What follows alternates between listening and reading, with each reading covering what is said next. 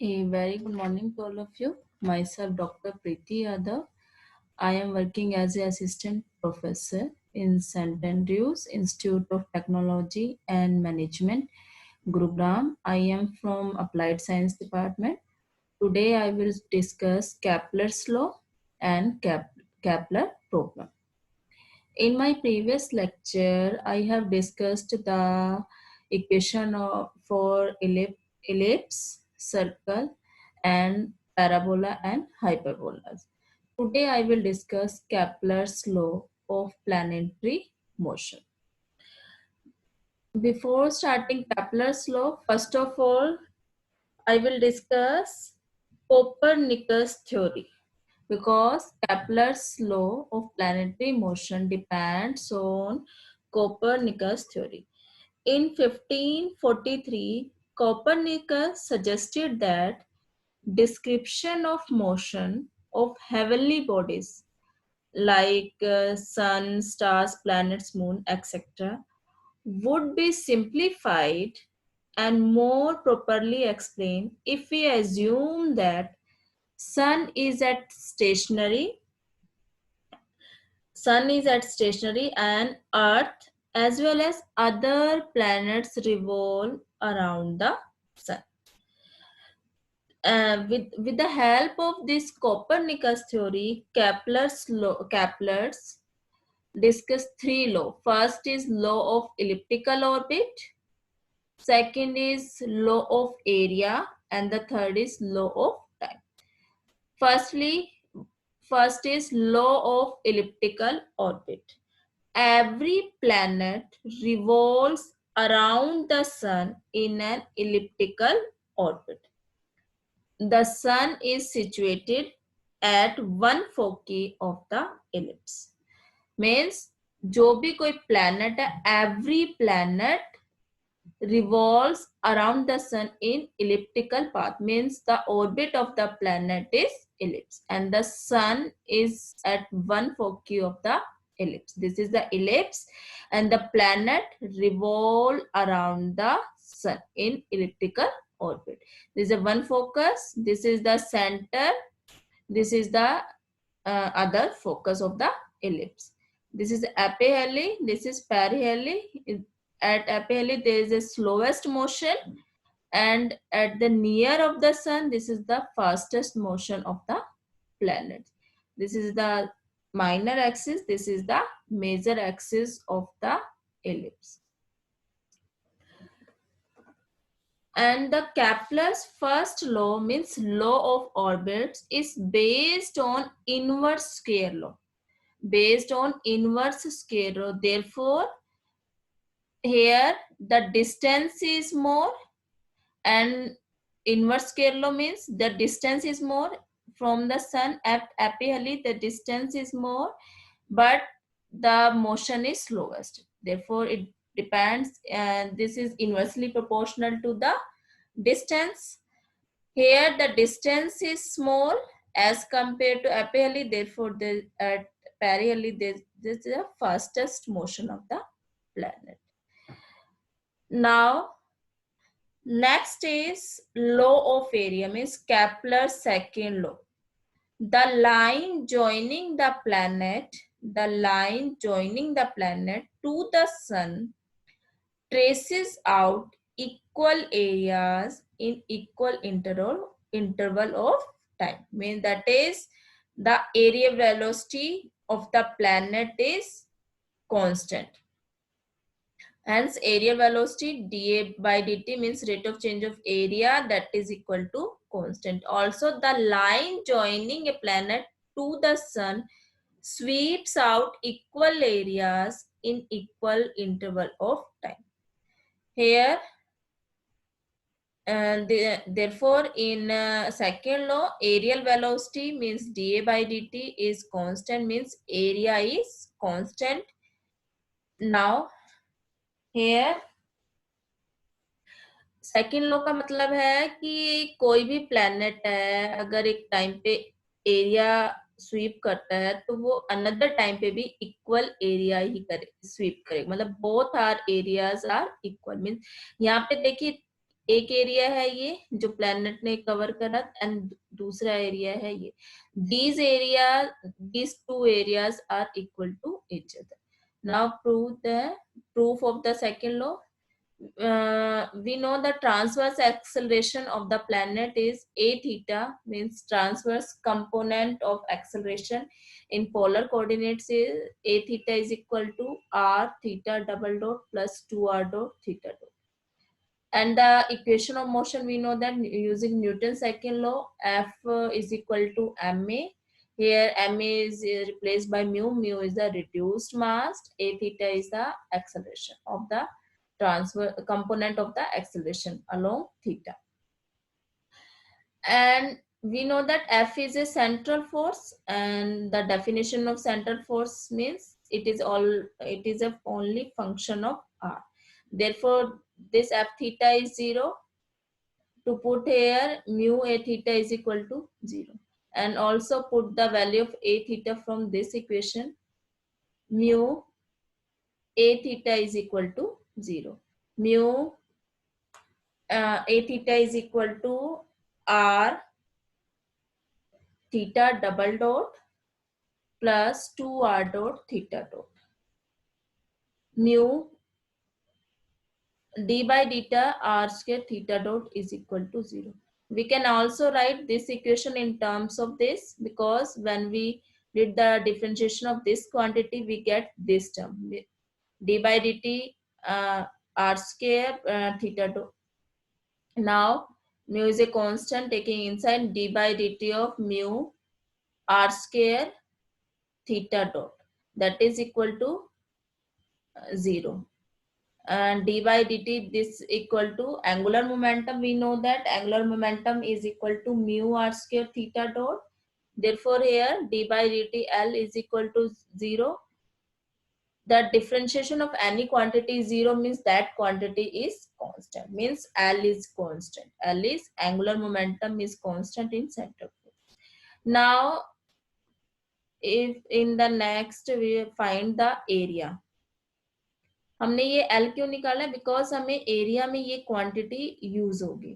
ये mu r square theta dot use होगा area के डेरिवेशन में, तभी हमने फर्स्टली क्या करा है, इसको कैलकुलेट किया है और प्रूव किया है कि L कांस्टेंट होता है in central force field. Now at this is the sun as at Foci, this ellipse. At point A, the position vector is r, and after some time the planet goes to point B, and covering theta is d theta, and this is the AB distance is r d theta, because theta is equal to r upon my radius, and this is radius, this is theta, and that distance is comes with the help of r d theta is equal to r d theta. Now find let a planet at any instant t is at point A at t plus dt at point D. So area covered by the planet is half the area of that portion, half r into that r d theta, means A is equal to half r square d theta. Now find the rate of change of area, because we here we calculate area velocity, and area velocity is dA by dt. Taking differentiation of this, dA by dt half r square d theta by dt. And we know that d theta by dt is replaced by theta dot. Therefore, dA by dt is equal to half r square theta dot. Multiply by mu and divide by mu. There is no change. And that quantity mu r square theta dot is L. And that quantity is constant L. And that, but L is constant, therefore, and Q is also constant, mu is also constant, therefore dA by dt is equal to constant. It means area velocity of the planet is constant. Also, Kepler's second law or law of area is based on law of conservation of angular momentum, because here we used L means constant. L means conservation of angular momentum, means L is constant. Now the third is law of time, means the square of the time period of revolution of a planet around the sun is directly proportional to the cube of semi-major axis of its elliptical orbit. Means जो time period time लेगा planet revolve करने के लिए around the sun is directly proportional to the semi-major axis of the elliptical orbit. That is, semi-major axis is A, that is time square of the time period is directly proportional to the cube of the semi-major axis. Now proof here. We know that the time period of revolution is given by, means basically velocity क्या होगी, distance upon में time, and the time is, distance means in elliptical area of the elliptical orbit, and velocity here in elliptical orbit there is a aerial velocity, means area is pi AB, A is major axis and B is minor axis. And in the previous slides we find the aerial velocity half r square theta dot. And also we know that angular momentum is L is equal to mu r square theta dot, and here r square theta dot is equal to L by mu. And put this r square theta dot replace by L by mu in this equation. Therefore T is equal to 2 pi, 2 goes here, 2 pi mu AB upon me L. Scaling of this, because we used square quantity, therefore T square 4 pi square mu square A square B square upon L square. And also we know that for ellipse there is a relation between semi minor axis and the semi major axis and the eccentricity. B is equal to A under root 1 minus E square, and B square is equal to A square squaring and 1 minus E square. To put it in equation 2, here T square 4 pi square mu square A square B square is replaced by A square 1 minus E square. ये हम क्यों कर रहे हैं? Because हमें T square को only किसके prove करना, डायरेक्ट ए क्यूब के, तो हमें और सारी जो वेरिएबल टर्म्स है वो उसको क्या करना पड़ेगा, रिमूव करना पड़ेगा. तो हमने क्या करा, 4 पाई स्केयर म्यू स्केयर ए स्केयर 1 माइनस अपॉन में L square. This equation third. Also the A means semi major axis is equal to L square upon में mu k 1 minus k is also a constant. Therefore put the value of A here, T square, means replace this term by k here, use this relation, therefore we get here T square is equal to 4 pi mu, and this term is replaced by k, that is equal to A cube. 4 is also constant, pi is also constant, mu is constant, k is a constant, therefore T square is directly proportional to A cube. Means time period of revolution of a planet around the sun is directly proportional to the cube of the semi-major axis of its elliptical orbit. Now, these are the three laws. Capital first law means law of orbit, second is law of area, and the third is law of time. Law of periods or time. Next is Kepler problem. In classical mechanics, the Kepler problem is a special case of the two-body problem. Basically, find the two-body problem is to find the velocity, position, their masses of the two bodies, in which two bodies interact by a central force F that varies in strength as the inverse scale of the distance are between them, means due to gravitational force. F is directly proportional to, inversely proportional to square of the distance 1 by r square. The force may be attractive or repulsive. Using Kepler problem is to we can find position or speed of the two bodies. Here two bodies m1 and m2. Here we find the position of these two bodies, their velocity with the help of Kepler's problem.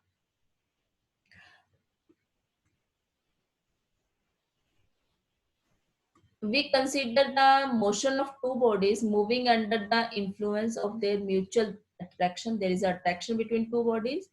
The mass of the two bodies by is the mass m1 and m2. One body at point P, another body at point Q.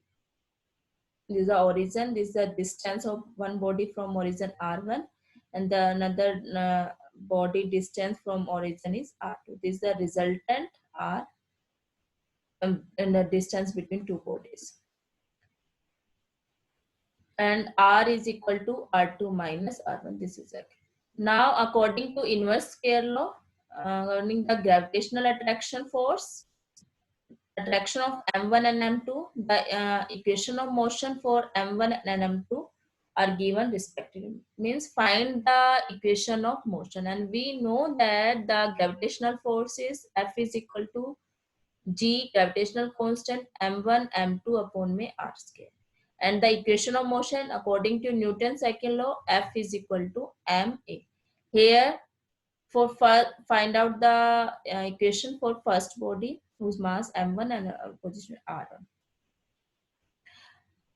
Force is G m1 m2 upon r square. Er is the unit vector. m1 a means double derivative of position vector, r1 double dot.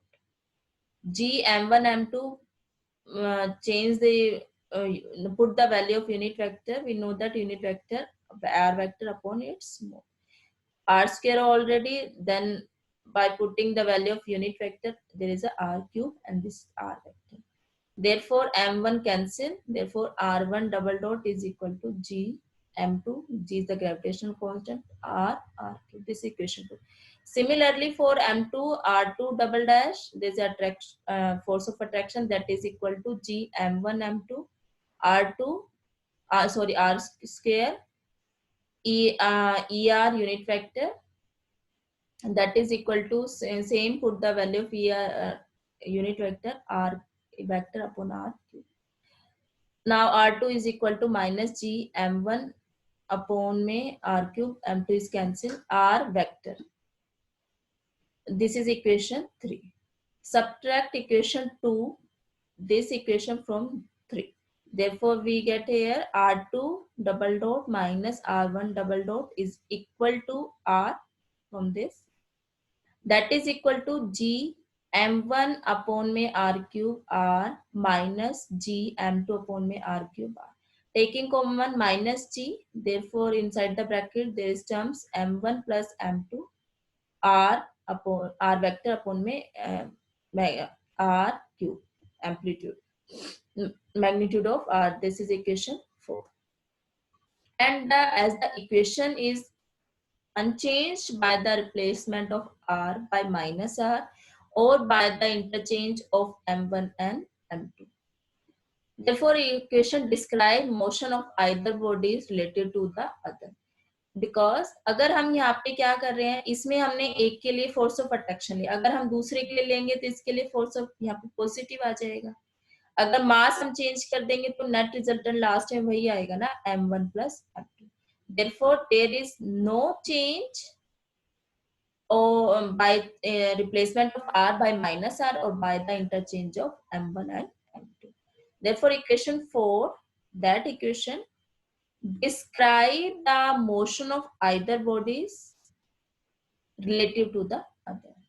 Moreover, equation 4 shows that the problem has been reduced to that of the motion of a particle of unit mass in the gravitational field of mass of a body of mass m. Means हम अगर हम एक total एक body का mass लेते हैं, that is equal to sum of both the masses that are situated at origin. Therefore, if it total mass m is equal to m1 plus m2. Therefore, consider another quantity here, mu is the reduced mass, that is equal to g m1 plus m2. Here m1 plus m2 is replaced by m, therefore mu is equal to g m. This is equation 6. Now the equation 4 becomes, here we consider the total mass m. Therefore, R2 minus R1 is equal to R double dot, that is equal to minus G M1 plus M2 is replaced by M GM, and that GM is replaced by mu. Therefore, we get a minus mu R cube R vector, that is equal to mu upon my R square, and convert this into ER unit vector. This is equation 7. Now, in the case of planetary motion, means अगर हम consider करें कि m1 सन है, m1 मास है सन का, और m2 मास है planet का, प्लैनेट रिवॉल्व कर रहा है around the in elliptical orbit around the sun, then the total mass m is equal to m1 plus m2, taking common m1, therefore inside the bracket 1 plus m2 divided by m. And also we know that mass of the sun is very large as compared to mass of the planet. Therefore, here m is total mass is approximate m1 because there is a negligible mass of the planet in comparison to sun. Therefore, mu that is equal to G m1 plus m2, but m2 is negligible. Therefore, m2 is 0. Therefore, net mu is equal approximate equal to G m1. At this point, we introduce the gravitational point potential, means gravitational potential mu at an arbitrary point P in the gravitational field of a mass m at Q. Then we know that gravitational potential means Gm mass of the body is gravitational upon में PQ distance, and that PQ distance is R Gm by R. And we know that Gm is equal to here m1 is replaced by m, so therefore Gm is mu by R. This is the gravitational potential in a gravitational field. Is the potential per unit mass. It has the feature that force. Now हम central force को किस में define कर सकते हैं? Mu के terms में we know that F is equal to del U. U is a gravitational potential. Differentiate this with respect to R, therefore we get a minus Gm by R square unit vector. That is equal to minus Gm, ER, value of ER is R unit vector upon R cube. And that is equal to Gm replaced by mu by R. And I'm sorry, mu by R cube is already, and Gm is replaced by minus mu. Therefore, this is the force in a central force field is equal to mu upon में R cube R unit vector. This is the equation of motion of particle of unit mass. Therefore, equation of motion R double dot is equal to G m by R cube R unit vector, minus Gm is replaced by mu, that is minus mu R cube R unit. This is the equation of 12. If there are several masses, here we consider only two masses. If we consider several masses, mi, but in this case we consider only one mass. At point Q, we consider several masses mi1 to n. Therefore, gravitational potential I1 to n Gmi upon me PQi. And the problem, this is the gravitational potential for several masses. Now, the equation 7, this equation means motion of the body, equation of motion for two bodies with 6. The equation 7, we have defined the motion. With equation 6, we defined a quantity mu is known as Kepler's problem, because Kepler problem basically find the position, find the equation of motion, and find the masses, and that is known as the Kepler problem. एक बार revise कर लेते हैं हमने आज क्या किया है today's lecture. Firstly we start with Kepler's law of elliptical orbit, means every planet each planet moves in an elliptical orbit around the sun when sun at one of its focus. Law of area, the line joining the planet to the sun traces out equal areas in equal interval of time, means aerial velocity is constant, means dA by dt is equal to constant.